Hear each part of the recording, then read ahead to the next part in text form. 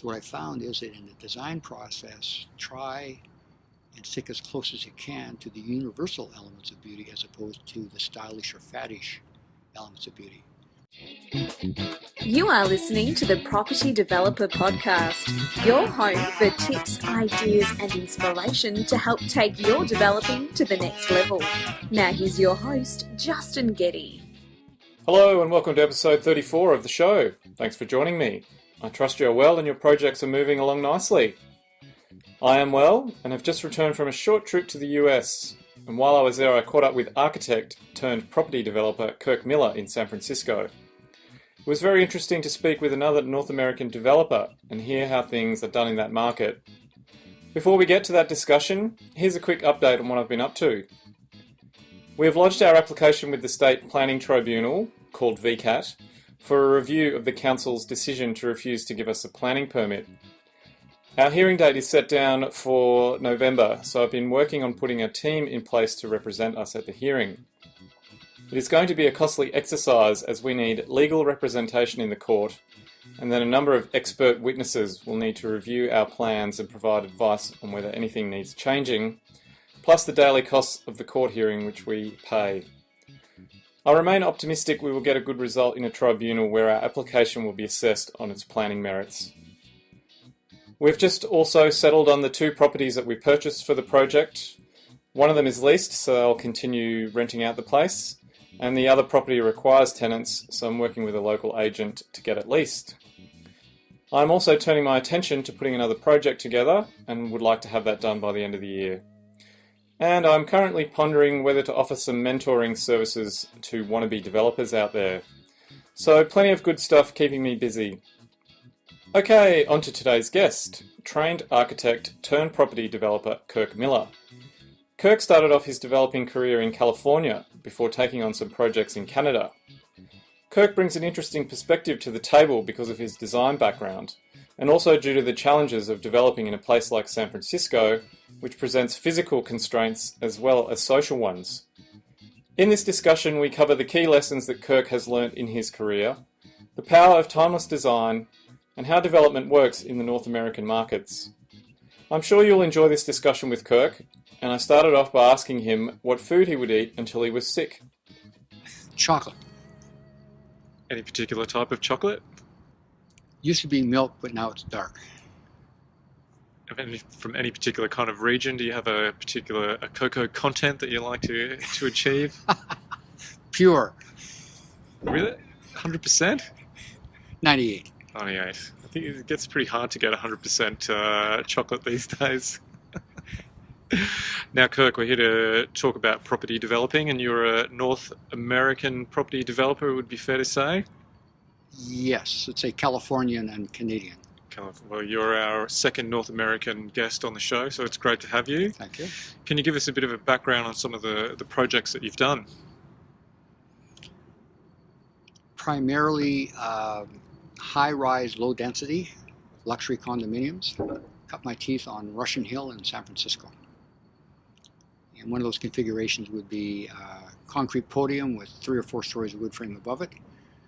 But real start was hillside development, either uphill or downhill hillside development.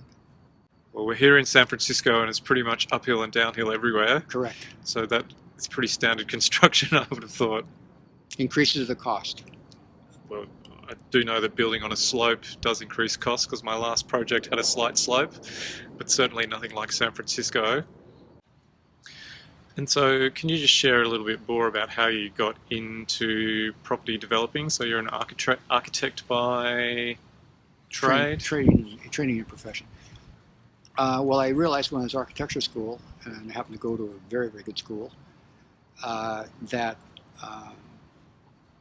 architects are the last ones hired and the first ones fired. They don't have any power. Everyone thinks they can be an architect. Contractors think they can be an architect. Housewives think they can be an architect. Whereas you can't be a lawyer, you can't be a doctor, because it's not an absolute necessity. Matter of fact, in most jurisdictions, you don't need to have an architect on board. A civil engineer can snap the drawings. So it's in the profession. I've been heavily involved in the professions of in the politics of the profession as well as the regulatory side of the profession, it's a profession which has backed itself into a real corner. They've lost their technical skills. But long and short of it is, I realized if you really wanted to have an impact as an architect, you really also had to be a developer, because you had to be able to produce something that you had the ability to design. And so that's why I became a developer, because that's, if you want to have an impact, you had to be a developer, not an architect. So you could bring your pure design vision to life. Yes.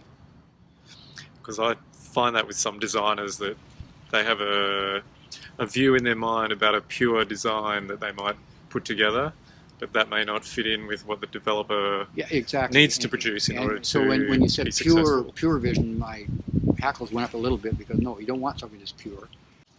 But I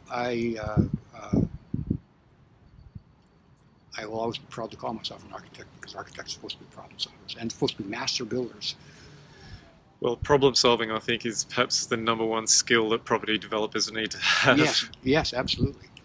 And architects don't have that. They look at, I've been on accreditation visits to a couple of schools of architecture, and they always talk about the critical thinking abilities of architects or architectural students, and I just put thumbs down on that, because they don't even get any constraints. And I look at my son, who's a mathematician and he's a brilliant thinker, and I look at my daughter, who's a degree in comparative literature and now a lawyer. They're the ones who do the critical thinking. Architects, a lot of it is not critical thinking, it's pie in the sky thinking. Excuse me, I didn't wish to put down the profession of architecture, but it's a profession that's is not in good shape. Having said that, I've studied curriculum of architecture schools in Australia, and I believe the curriculums are very good. That's all right. I find in any industry and any of the contractors that I use or I come across, there's really good ones, there's really average ones, and then there's the great mass in between. Right. And you've also done some stuff in Canada. Yes. Tell us a little bit about in that. In Canada, what I've done is, unlike San Francisco, which is building development, up there is doing land development, totally different character. And first project was a relatively flat site that I thought was going to be a piece of cake, very, very easy to do compared to my experience on hilly sites and very, very rough government approvals, until I discovered several things when I was into the project. It had a very high water table. I had to contend with that. There were 3 different gas lines going across the property. We had to mitigate the constraints of that. We had a creek flowing through the property, so we had a great deal of environmental concerns we had to reckon with. We've now been in the project for 8 years, and we just have our first phase completed. What I thought was going to be easy government approvals turned out to be a little more difficult, because we're about 100 meters from a lake, across a road from the lake, and we got word as we were getting our first preliminary approvals that Alberta Environment did not want us to allow any nutrients into the water of the lake. So I had to come up with a new sewage treatment system, which took over a year to research and come up with some answers on that. So it was very, took a lot of research, a lot of innovation, a lot of problem solving. So that means that you don't release sewage into any kind of pipes or... That's correct. There are individual systems on each house, and we ended up using composting bins for the black water, and then a traditional dispersal at grade or underground, just underground for the gray water. And the big problem was, how do we get the black water from the toilet to the composting bin, because it's a traditional composting bin, and came across a Norwegian product called Jets, which are used in Australia. The microflush toilet uses about half of a liter of water per flush, and it's vacuum driven, so you don't have to worry about gravity feed, and you can use a much smaller pipe, 1.5 inch pipe, as opposed to nominal 2 to 4 inch pipes for black water. Sounds very impressive. So you can, what happens to the waste after it's collected? Goes into a composting bin. It takes 2 years to cure, and after that you got this beautiful compost material, just like topsoil from good loam, or if you're in the woods, it's like picking up the soil from the woods. And it's pristine. You can put under your favorite rose bush or under your favorite tree. You can use it in gardens as long as they're not root vegetables. And so, what do you sell that off, or you? No, each homeowner has the option of putting it onto their own lot. It's very benign, and one of the constraints was that the system has to be owned by a public utility company as opposed to by the homeowners, because it was very important for the whole system to be flush and forget. So a person flushes their toilet, the black water disappears. Public utility person comes around once a month to go into the composting room and to put more wood chips into the composting bin and to turn the compost. So it's a communal bin? No. It is technically communal, and this is one of the ways that we were able to get this approved, because the regulations say that you shall have communal wastewater and communal water systems. And they thought that automatically meant centralized, where you have one great big composting plant or one wastewater treatment plant in the center of the project. But no, it turns out that communal actually means owned by the commune, owned by the commons. It does not mean centralized. So in our case, the units are in each individual house, in each individual lot, but the ownership is by the public utility company who own and manage those systems. So the owner pays a monthly utility fee for the maintenance of them.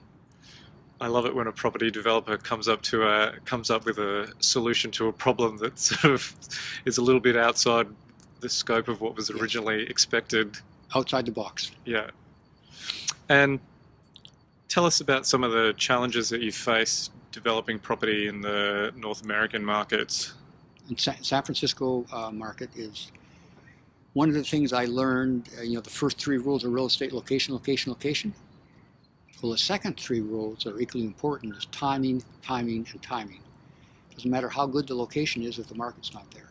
And I've run into that, unfortunately, at least one of my projects, and one could argue maybe 1.5 of my projects.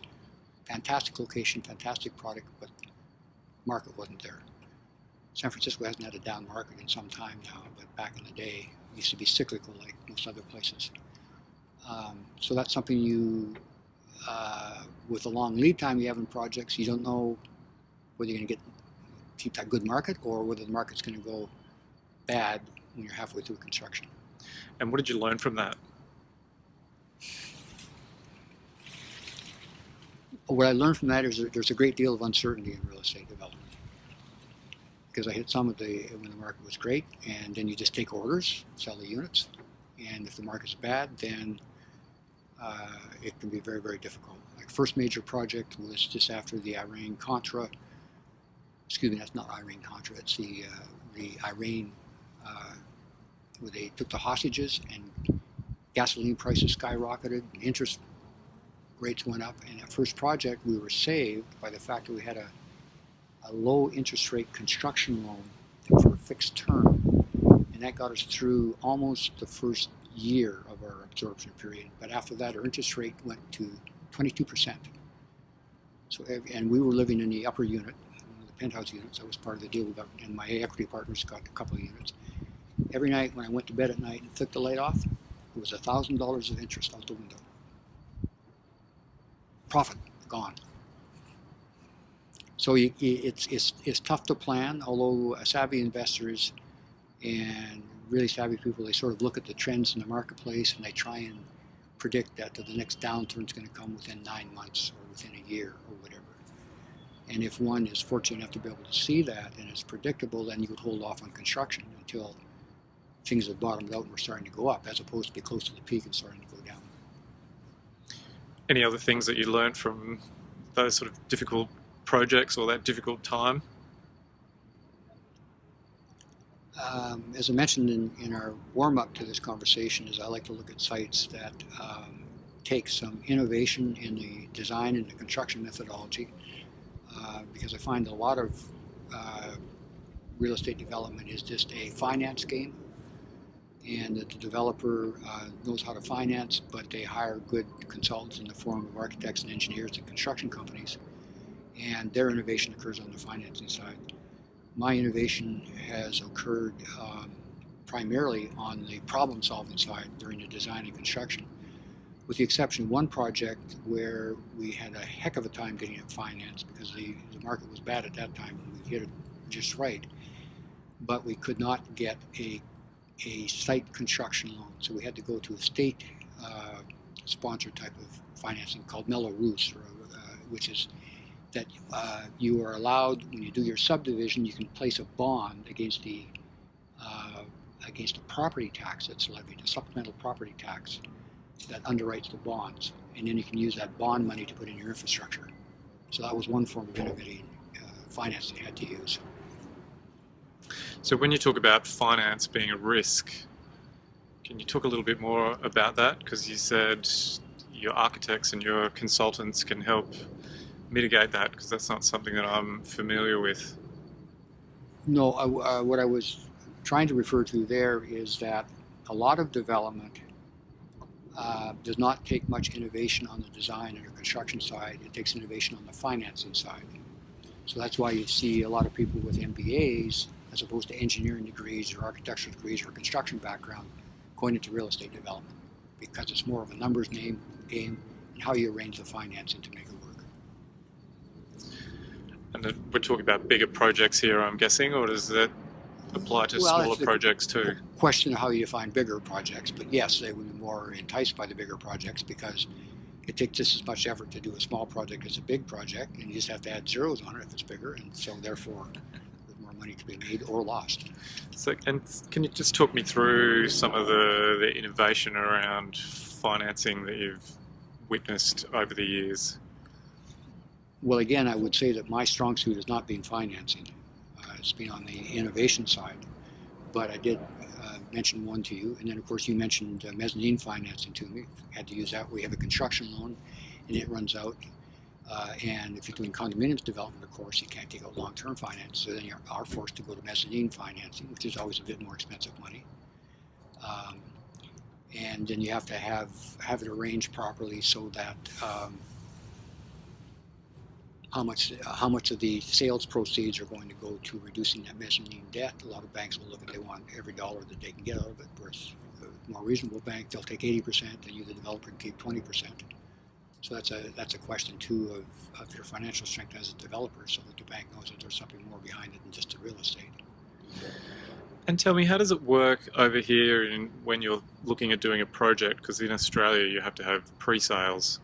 So you can get approval for a project and you might have 10, 15, 20 Yes. units that are, you have a permit, but then before you can start construction, the banks will require you to, it used to be around 80%, but these days it's more like 100%. That is the way it is in Canada right now, and that's one of the problems I ran into in my first development up there, is that they wanted 80% pre-sales, and it was just frankly not possible because we were a recreational property, and we just could not meet that criteria. In the States, when I was doing things, I haven't done anything in the last few years in the States, but when I was doing, there were no pre-sale requirements.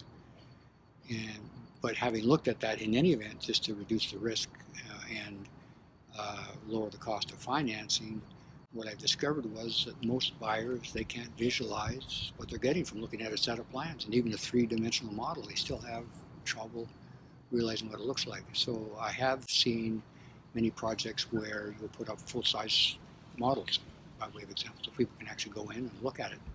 Then you're looking at a bit of money to do that. But no, pre-sales I've always been a little leery of, and you mentioned also one of the problems, if you're in a rising market, you have to sell at the current market rate, and then by the time you finish construction a year later, it may have increased in value by 5%, or the market's really hot, 12 to 15% or whatever. And that's all money that goes into your buyer's pocket as opposed to your own pocket. Yeah, well, we've had instances in Australia in the sort of last year, 2 years, where prices have gone up 20, 30% in a 12 to 24 month period, which is a lot of money to miss out on. Unfortunately, on the reverse side, if the market's going down, then people just walk away from their deposit, and you, the developer, are left holding the bag. Yes, that is definitely the flip side of that. And so tell us what it's like going through the permit application or the permit approval process over here. California is California is where environmental impact reports were first required, very environmentally conscious. San Francisco, all of their rules and regulations are set up to protect the neighborhood or protect the neighbors. It's very slanted against developers. So you figure on a minimum of 1.5 years to go through the approval process, sometimes 2 years. And in San Francisco now it's gotten so difficult, before you put in an application, you have to put in a pre-application application. It's multi-tiered. And the planning code is, I don't know, I've lost count, 1,000 pages, 2,000 pages deep. It's just very cumbersome. And if I was the king of this whole process, any legislation or regulations that go in would have a sunset clause in them, that they would automatically expire in 10 years, whatever it would be, unless they're reviewed and reapproved by the legislative body and perhaps modified and so forth. And I've been in one regulatory body where we were sunsetted every 5 years, and we had to go through that process and be extended to 6.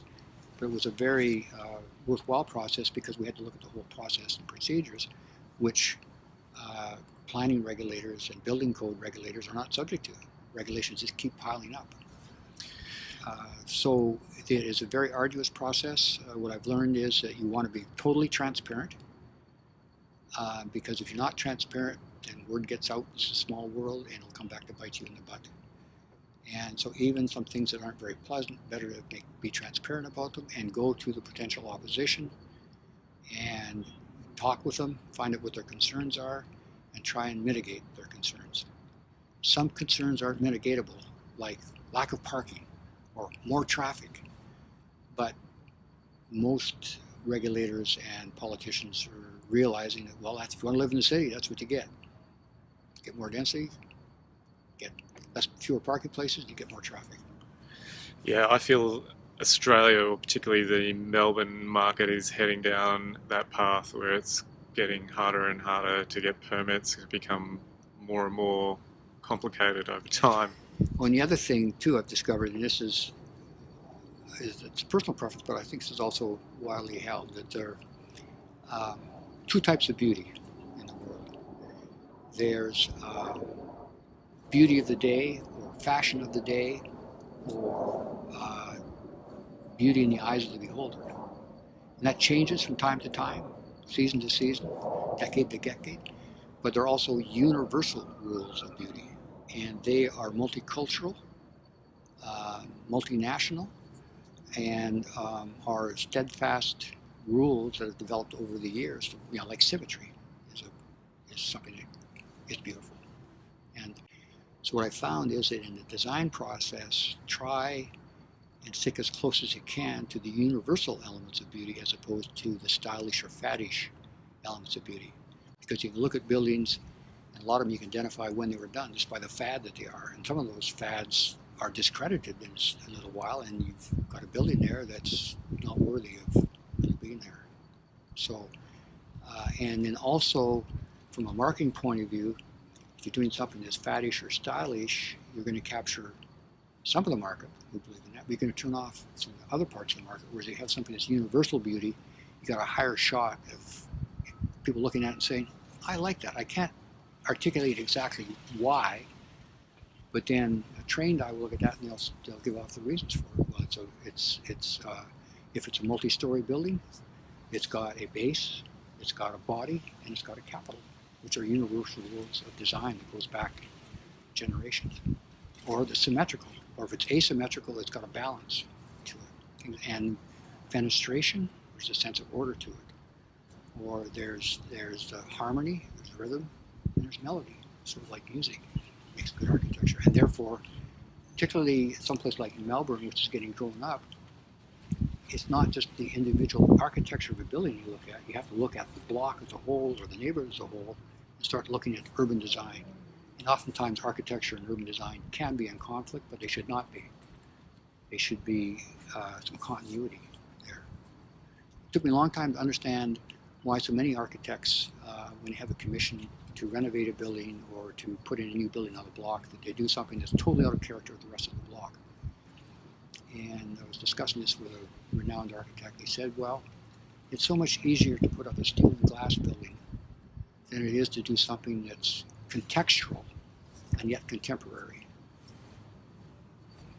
I think it's better to do contextual and contemporary. And you touched on markets and buyers there. What kind of research or consideration do you give to who your buyers will be when you're doing the planning for your projects? Well, of course, there's a thing called a market survey where you go out and you hire someone to do it yourself, and you look at the demographics of the market you're going into, where you look at the age of the people are going to be, and if you're going after a senior market, of course, you want something that's entirely accessible or adaptable from a handicap point of view, and aging in place is more of an issue now. But in San Francisco, if you have a good product, people don't really mind too much what neighborhood there, because there are some really bad neighborhoods. There used to be. There are fewer of them now. But it's some places it's tough to pin down. Boy, example, the project in Canada I was referring to is banks were classified as a recreational property because it's not in an existing neighborhood and it's across from the lake. And so we thought, well, we're going to get 50% of our buyers are going to be recreational. We're going to come up on weekends or in the summertime and so forth. And so we wanted to make sure we had some lots that were big enough to give people lots of free space, but not so large that our utility costs went all the way, because everything's on a lineal meter in that case. But the market has ended up being primarily our younger couples with families. I thought the primary market was going to be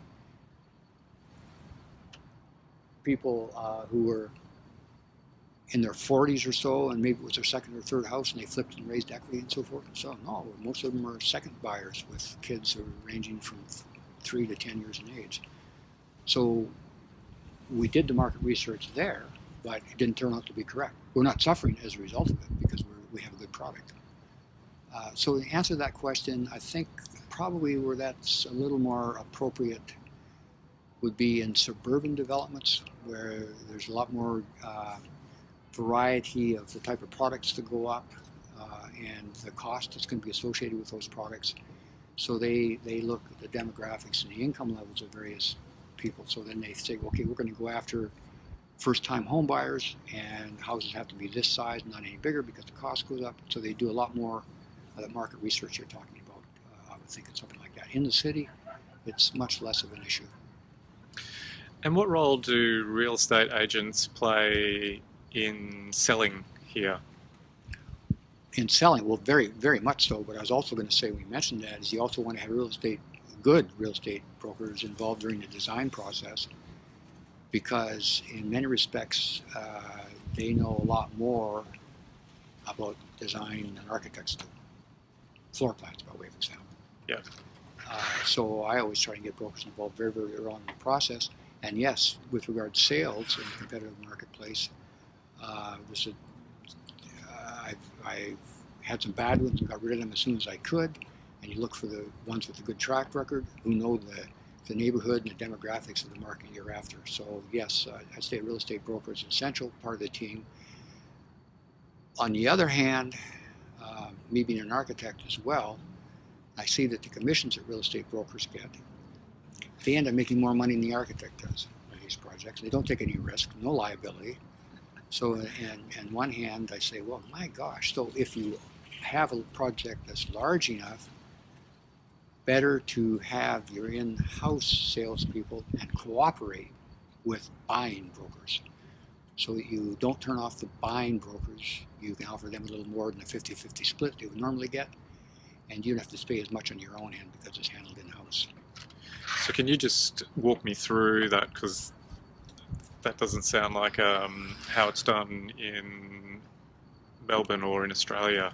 Well, typically, if you have a smaller project, you sign up with a real estate broker, and they, depending on what kind of commission they're getting, they'll either provide all the brochures and do the advertising for the sales, or you, the developer, do it. They get less of occasions.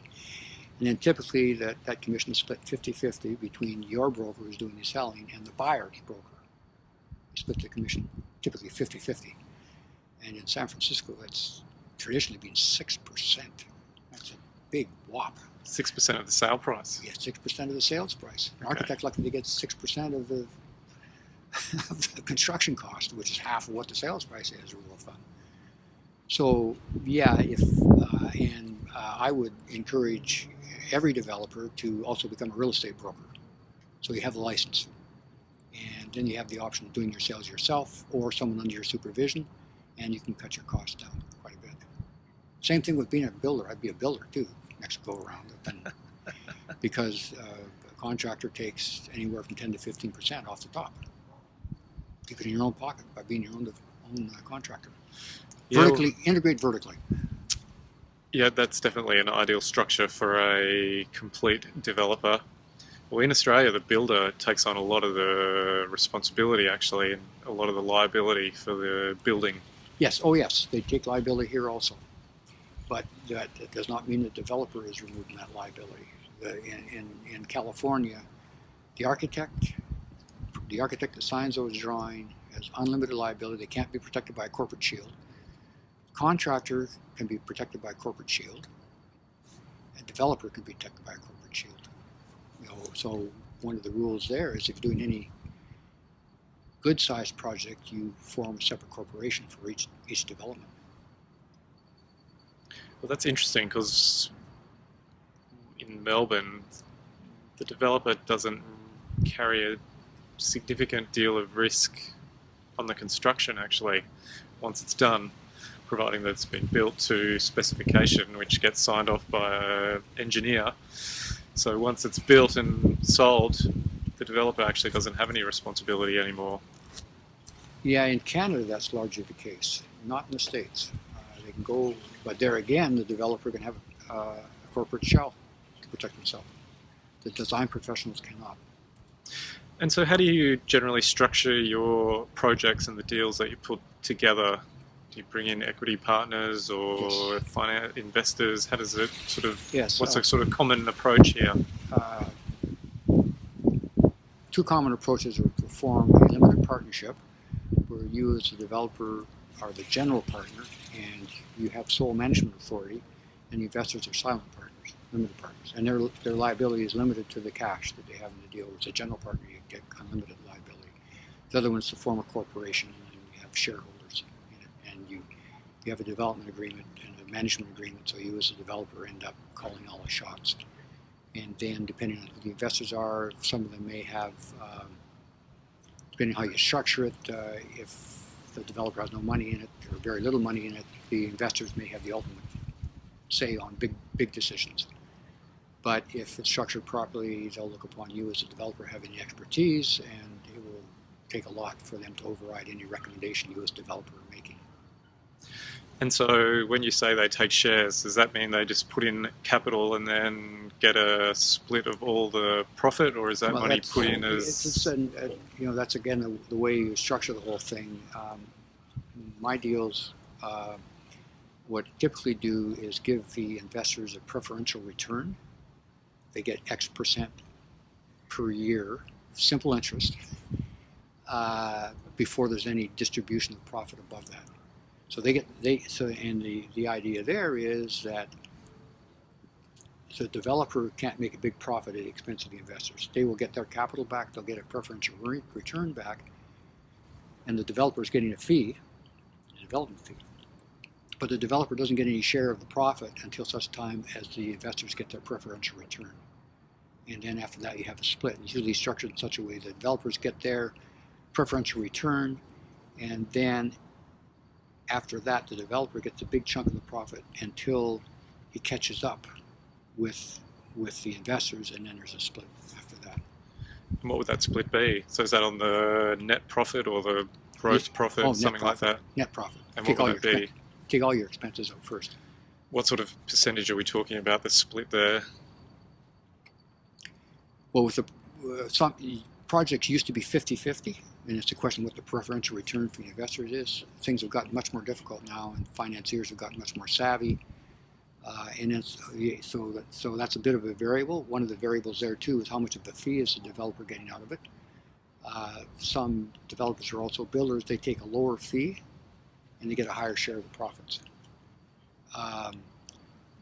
project I'm in right now, there's a preferential interest, and then there's a 50-50 split after things get equalized. And then it's done in such a way as after the investor gets an 18% internal rate of return, it switches to 60-40, and then after they get 24%, it goes to 25 to them, 75 to the developer.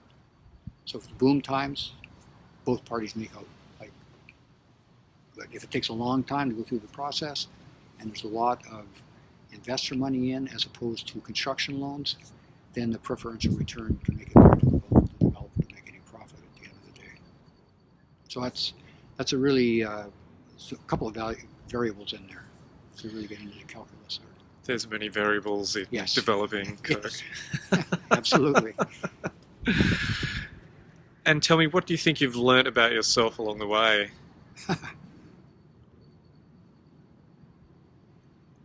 Boy, I didn't realize this. We're going to get into psychological questions here. Oh, so psychological. You've probably learned a little bit about yourself along the journey. You never know as much as you think you know. And you have to admit that when you don't know something, you have to say so. But then your response should be, I don't have the answer to that question, but I know where to find the answer to that question. One must always be an optimist, or you wouldn't be in that game. Because when you look at that glass of water that's half full, is it half empty or half full? You have to be tenacious.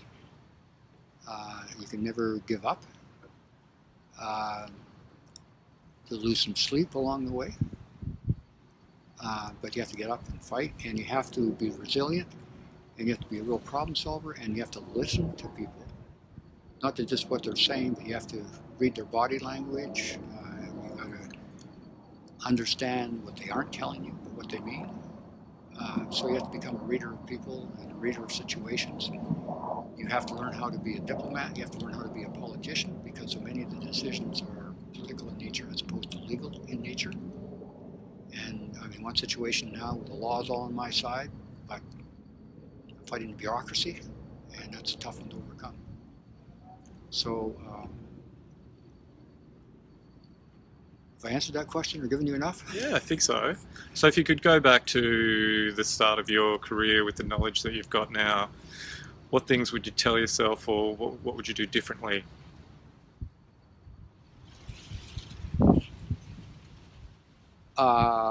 I would integrate vertically earlier. I realized that one of the things that myself and my ex-partner have is that we were well grounded in design, and I think that's one of the reasons why we were as successful as we were, and why I'm still in the game, is because it allows one to look at potential projects and projects you have, and gives you a better ability to solve some design problems and come up with a better product. Because I will always say that good design costs no more to construct than bad design. And I'm involved in a situation now where our church is doing a development. I've sort of taken on the lead to be the design guru or the development guru because of my experience. And we're dealing with a developer who's very, very successful, but they can't tell good design from bad design. And also we have an architect on board. Our joint venture partner has an architect on board who's just steeped in modernistic architecture, and they're totally missing the point with what the city regulators want, what the city council wants, what our neighbors want, and what we want. And so I'm having to go through a real learning process with that architectural firm. That's been a real asset. And also when I was in architecture school, I spent a third of 1 year in business school taking financing courses just to be able to understand what the financing game was all about. One thing I was short on was construction background, but picked up rather rapidly, and looked back at some of my summers where I helped construct a house once with my big brother. So I think it's important to understand all aspects of the real estate development process one way or another, because you have to manage them all. And some people are just experts in one area and then they're a little short in the other. So I think it's good to be well balanced in all the aspects of the process. And is that what they mean when they talk about value management? Is that about managing the architects, managing the builders so that you get the most value? Well, you're the business person. I have to ask you where that term comes from, what that term means. Value management.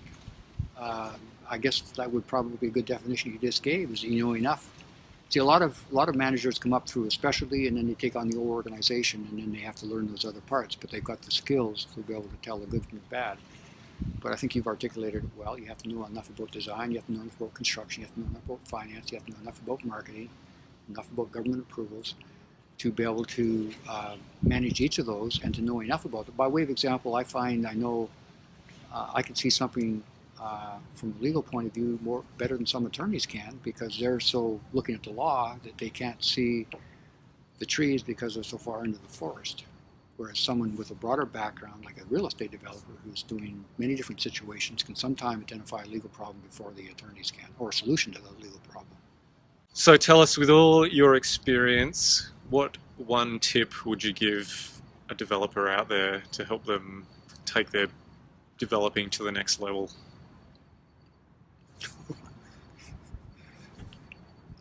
You're talking about Joe Blow developer, or?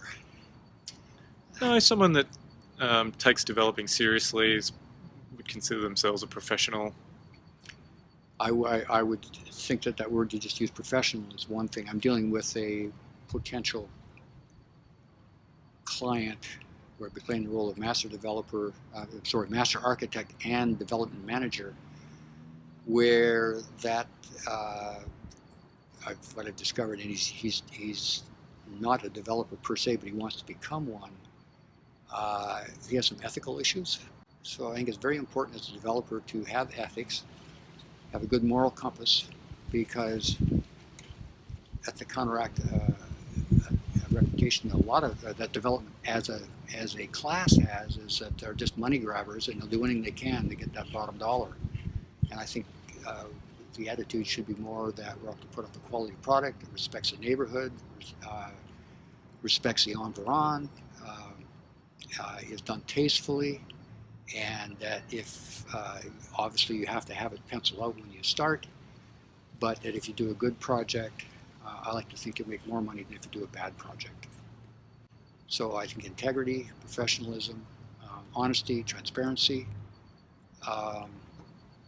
understanding your strengths, and putting a team together that is well balanced and give you, the developer, different points of view, so you can evaluate those different points of view to come up with the right decision.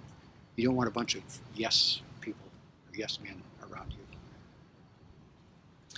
Very good. Well, Kirk Miller, thanks very much for taking the time to talk to us here on the Property Developer Podcast. I appreciate you sharing your thoughts and insight with us. My pleasure. And good luck with the developing around North America. And good luck with you in Melbourne, which is a great city as I understand it. Thanks, Kirk. You bet. Okay, there you go. I hope you enjoyed that discussion with Kirk Miller. I thought it was fascinating hearing about the similar and different challenges that Kirk faces being a developer. Having recently wandered around San Francisco, I can see the physical constraints of the place, being extremely hilly in many areas, but also hearing about the political and social constraints that make it very hard to get permits to develop profitable projects. Which is interesting given the housing pressure the city is facing. In many ways, it reminded me of the challenges Melbourne faces, but we certainly don't have the physical constraints of San Francisco. Here are a couple of points I took away from my chat with Kirk. 1. Understand the approval process of your area. Kirk talked about how involved the local community is in the planning process in San Francisco. This requires developers to fully engage with the people who live in the area. By understanding this, you can set your timeframes accordingly and be aware of what you will need to go through to get approval, whether this is pre-application meetings, community consultation sessions, or public feedback periods. You can then allow sufficient budget for redesigns or adjustments, ensure you get the right people on your team, and allocate the right time before you actually get an approval. 2. Explore how innovation can get you ahead. Kirk discussed how certain types of innovation can turn an ordinary project into a great one, whether that is design innovation or financial innovation. Kirk mentioned how he found a creative solution to a waste issue that helped get his project a permit. So explore how you can find the right people who can really help take your project to the next level. And this really involves getting out and talking to people in the industry to find out who the best practitioners are in the field. Keep digging and eventually you will unearth the gold. 3. If you want to be a pro, then act like a pro. If you want to be a serious developer, then you need to act like a professional developer. Do proper due diligence on your possible sites, have the right people in place on your team, follow a process to ensure you get consistent results, and take your developing activities seriously. The people you deal with when you are doing a project or looking to get a project off the ground will quickly be able to determine if you are serious or not. So if you want to be an elite developer, better start acting like one. Okay, that's episode 34, almost done. Remember, you can catch me on Instagram at Property Developer Podcast for my latest pics and videos. And you can find all the past episodes of the show over at www.propertydeveloperpodcast.com. You may like to go back to my two-part discussion with developer David Bradley in episodes 21 and 22 to learn about the velocity of money and becoming a serious property developer. Thanks again for listening in, and until next time, may all your projects achieve better results than you expected. You've been listening to the Property Developer Podcast. Tune in next time for more tips, ideas, and inspiration to take your developing to the next level. For more developing love, make sure to visit propertydeveloperpodcast.com.